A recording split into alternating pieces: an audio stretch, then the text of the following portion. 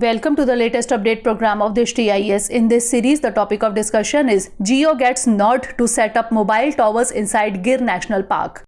Telecom giant Reliance Jio Infocom Limited has been given green light to set up mobile towers inside Gir National Park.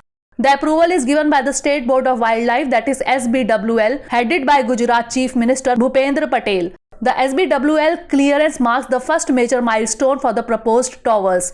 These would be the first towers on the nearly 1,400 square kilometer Gir Sanctuary land.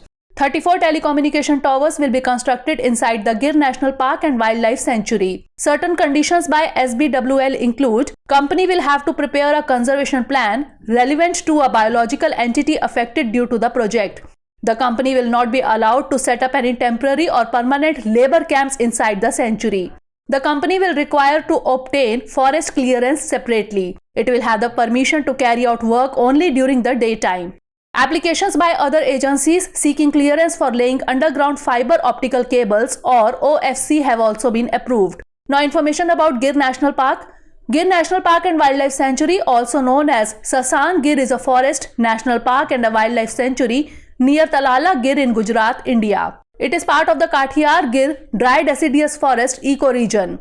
Gir is home to the world's only population of lions in the wild outside Africa. Around 674 lions are believed to be in the Gir forest and other protected areas around it.